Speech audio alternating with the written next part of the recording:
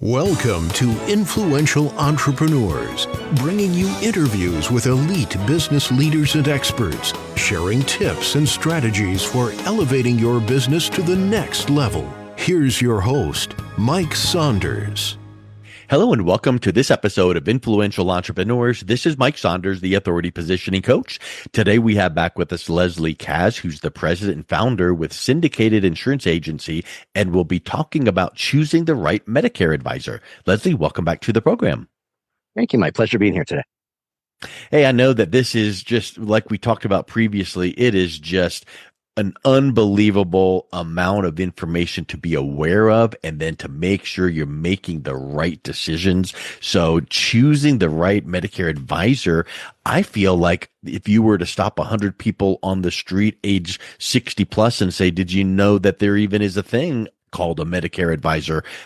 The vast majority might not even know that that's an opportunity or an option. Have you seen Absolutely. that in your work? 100% have. And the concern, so most people don't realize that Medicare insurance agents are licensed by the states that they work in. So in every state, they have to have a license for it. And you can't just randomly call yourself an advisor. You're a Medicare insurance agent or just an insurance agent. Everything we do is highly regulated by the government. CMS oversees everything that insurance agents do. And if you make the wrong choice in choosing that agent, you're going to get a different outcome. And there's several different distribution channels within Medicare. The big ones that come to mind are the difference between a captive salesperson and an independent broker. Captive means that they are working for an insurance company. They get paid a salary by an insurance company to sell their product, and that's all they can sell. So, if your electrician only has a hammer, everything looks like a nail. But we need a whole toolbox of things. And the difference between a captive versus independent, as an independent broker, which I am, I don't work for the insurance companies. I work for the consumer. Now, I get paid by insurance companies, but the thing that I've got to call attention to is no matter what insurance plan you choose, I get paid the same amount. Well, I've got no skin in the game. I don't care. My job is to take care of you. And I get paid to help you make a choice. I get paid to enroll you. And most importantly, I get paid to service you in the years down the road. I'd much rather have a client for 5, 10, 15, 20 years than make a quick buck and move on to the next thing. And that's a big difference. So people don't realize that brokers are here to serve the consumer. And we're almost the last stand between the insurance companies and the consumers when push comes to shove. That's a really excellent point, and I love the comparison between a captive and independent, because that is common across a lot of industries. I came out of a couple decades ago, the mortgage industry, and if you work for a bank, all you could sell is what they have. But if you work for a broker, an independent broker, you might have 20 or 30 or 40 loan programs. That's exactly what you're talking about. So how can someone tell if they're communicating with a captive salesperson or an independent? What are some of the key things that they should be able to notice right off the bat? Well, I would ask. I mean, that's the most important thing. Do you only represent one carrier and one plan? Or do you only represent, going to make up a company? Let's say you only represent HealthNet, or you only represent WellCare. They're going to tell you we have all these plans, and they're all going to be these WellCare plans or HealthNet plans, versus an independent agent, such as myself, where I represent 249 different insurance carriers, which is over 15,000 plans. I mean, it's a lot of plans out there. So there's a lot to choose from. And again, my goal for anybody is to help you navigate this matrix that the government has put into place and make it as easy as possible for you. Now, what if someone says to one of their Medicare advisors they're talking to, are you, captive or independent? They go, well, I'm captive. I work for XYZ company, but that's better because, and they give this reason, because we've got the top of the top and no one has anything the same that we have. They could kind of sweet talk you into thinking that, oh, well, that is better, versus if someone goes, we've got thousands of plans. Well, that could be confusing. I don't even know which one would be the best one. So how do you make sure that your client understands that no matter what someone tells you, the added options and actually probably you've got a computer software that goes, hey, based on what I, interview you and ask you certain questions, we query all of these, plans and providers, and we find the top three for you to choose from. Where does that conversation lead that way? That great question. So you are correct. We do use some pretty sophisticated software to analyze each of our clients' needs, and we start with the list of doctors. So who are the doctors you're seeing? Who are the specialists you see? What hospitals do you really want to be able to have access to? So that's step one. Step two is going to be, let's get a list of all your medications. What medications are you taking? What doses are you taking? Let's plug all that in. Based on that, based on your zip code, and obviously what city you live in, we can find a plan that's going to suit your needs. And it may not be one carrier. It may be multiple carriers. There may be a Blue Cross in there. There may be a Blue Shield in there. There may be a Health Net in there. We don't know going into it. So if someone's going to first open up their portfolio and talk to you and say, Blue Cross is the best plan for you, and didn't take any information from you, that should be a big red flag. Okay, good. That's a good one. Now, I know that in the financial planning world, the word fiduciary is important. Like, I will work for your best interest, and they're contractually, legally obligated. How do you know in the Medicare world, I'm sure that that's not the case, fiduciary, but it's the same concept where you have already stated that you want to work with people for years and decades to come to make sure that they're in the right product and the right program, the right carrier, each and every time. How do you make sure as a consumer that the Medicare advisor you're working with is actually putting your interest first? What are some of the questions or red flags that they should be aware of? Because you can talk a good talk, but when it comes down to brass tacks, how do you ensure that you're being taken care of in the best possible way? So that's kind of an old school fashion. God gave us 2 ears and 1 mouth for a reason. We should listen more than we talk. And Yep. if you've got someone on the phone or you're talking to them in person, all they do is talk, talk, talk, talk, talk, talk, talk, and they didn't ask you any questions, that's a huge red flag. That's Again, great. I have access to lots of plans, lots of carriers. I don't know what you need. I have no idea if you've got a medical condition. I don't know what Yeah. medications you're taking. Until I can answer those questions, I can't have a serious conversation with you about this plan or that plan. And I've had clients call up and say, this is the best plan, right? Well, best plan for who? For you Yeah. or for your neighbor or your cousin? Yeah. So it really comes down to asking the questions. If you got someone, as you mentioned, maybe the mortgage industry, here's this great loan program for you. Based on what? You don't know my Yeah. financial history. You don't know what I Right. do, what I don't do, how much money I have in the bank. Same concept with your health insurance, and even more so. I find that we become family when we become a client of mine. So I usually know more about my clients than their spouse does, or their physician, or their attorney, because I have all their medical information and I talk to them all the time. It's important to understand the person you're dealing with, how much they can navigate the system on their own versus how much help they need from a broker. Yeah. That's huge.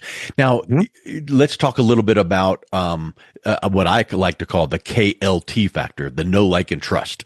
Like, Mm. it's if you get someone that's just talking a mile a minute, they don't let you get a word in edgewise. That's a red flag. I like that Mhm. caution.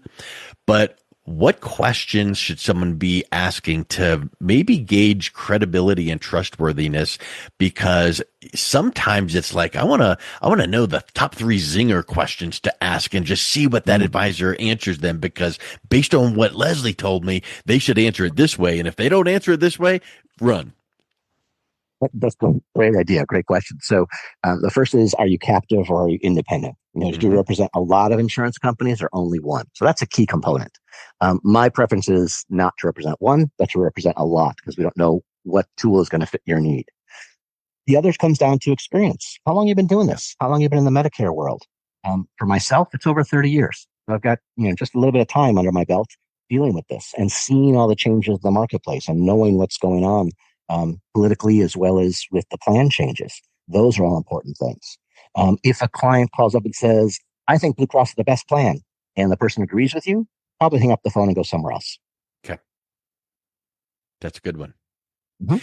And then how many questions should, and I guess I'm putting myself in the position of someone, calling you for the first time, and I just want to get right down to business and tell me this and the pricing and this, but you can't because you don't know my needs. Well, how many questions get to the point where it's like, come on, enough already? So meaning, should someone be asked 5 questions, 7, 8, 10? What should that feel like so that people can expect the right number of level questions and not get frustrated? it'd be a conversation, much like what we're doing tonight. So it's asking. I don't know if there's a set number, but you get a good indication from talking to Yeah. someone. Do they know their stuff or not? So how long have they been in the industry is good. And a lot of times I'll start with the basics. How old are you? So figure out how old someone is and how close they are to Medicare age, or if they're already in the Medicare space, do they need more assistance in choosing a different plan? They may come down to um, asking them, what medications you're taking. That's a huge one. So I always tell people we start with doctors and dollars. So medications and your doctors. Let's start with that, and we kind of narrow things down for you. And we Yep. may find a plan that's zero cost, but it's a horrible plan. And it's going to cost you a lot of money long term. When I say zero cost, I mean monthly premium. So a lot of people turn to the lowest cost plan, and that's not always the best. You really get what you pay for. Yeah. That's a great point. Mhm. I think that's really important. And that ties into what you mentioned earlier about creating long-term relationships. Talk a Mhm. little bit about the benefit of that long-term relationship with someone that has really got their best interest in mind to Mhm. make sure that these Medicare decisions fit into retirement, but also when, and I'm using the word purposefully, when Medicare changes or updates, they need to be convinced that someone like yourself has got their backing and bringing it to their attention and not missing out on opportunities to improve or stay ahead of the curve. Correct. And I think most people realize that life is not static. Our Yeah. bodies change as we get older. I wish we could stay 20 forever, but that's not the case. And we have aches and pains and things. Your health will change, your career status change, your employment status changes. All those things go into the factor of what plan works best for you at what stage of your life. So, when you're young and invincible, you may not need health insurance because you're young and invincible. As we get older, we all age, we're going to have more medical care, and it's going to be really important to choose the right person. So, for instance, my clients, I reach out to them every year before this whole annual enrollment thing kicks off. What's changed in your life? What's going on? Has your finances improved or not? Has your health improved or not? So, what sort of things are going on with you? And let's review your plan to see if it still makes sense where you are. Because once you make that first choice, you're not locked in forever. You can make a new choice every single year, and it's important to stay on top of that. So your Mm-hmm. your advocate, your insurance agent, should be reaching out to you. If definitely at least once a year, but we actually touch all of our clients at least 4 or 5 times a year, minimum, just to talk to them, see what's going on, and what changes are coming down the pike as far as administration goes. There are Yeah. new guidelines that come out all the time that may or may not impact some of our clients, and we have to be on top of all of that. So, as a general rule, once you've made your decisions well ahead of time and not missed any deadlines and set things up Mhm. the right way, and you can kind Mhm. of high five and go, okay, this is set up. How often would there need to be decisions made about potential changes? Is it like once in a blue moon, or is it like, hey, every single year we need to double check because maybe the government made these changes, or like to your point, oh, my income changed or my health needs changed. Mhm. Talk a little bit about the potential need for change. Sure. I've got a lot of folks who come to me and say, well, I've had this plan for the last 10 years and that's fine. It was fine for you 10 years ago, maybe not now. So Yeah. let's talk about that. Okay.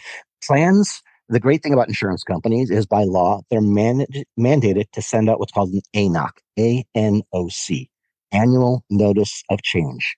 And none of Okay. us read it. It's that disclosure Mhm. statement you get in the mail Yep. that's, type 10 font and you can't see it. Yep. That's 4 pages long and it's really hard to understand. Those come out by law every year. And they're important that patients, that clients open those documents and at least read them. Or when you get it, call your broker. What is Yeah. this thing? What changes are really happening? And you are right. Plans change every single year. Deductibles, Mm. copays, doctors, networks, drugs they cover. Everything is very uh, everything moves. It's all got lots of moving parts. Not to mention, on top of that, you then have administrative changes, like from CMS or the government that says, "Oh, here's this new rule we're doing. Here's this new law we're implementing." And how's that going to impact you as a patient? So those are all Yeah. things that your broker needs to stay ahead of, needs to be communicating with you, to looking not just at a sale today, but where are we going to be 3, 5, 10 years down the road? Yeah. Huge. Well, I'll tell you, Leslie, this has been super, super informative to realize that there are such things as a Medicare advisor, but there are some factors that make you realize you need to choose the right one. And we've covered all of those with some great questions and red flags. So if someone is interested in learning a little bit more about what you do and connecting with you, what's the best way that they can do that? Great ways they could reach me either via our phone number or our website. It's the exact same thing, 877-VIPquote.com, or the phone number, 877-VIP-quote, and they'll be able to talk to me directly. Awesome. Leslie, thank you so much for coming back on. It's been a real pleasure chatting with you. Thank you, Mike. My pleasure. You've been listening to Influential Entrepreneurs with Mike Saunders. To learn more about the resources mentioned on today's show or listen to past episodes, visit www.influentialentrepreneursradio.com.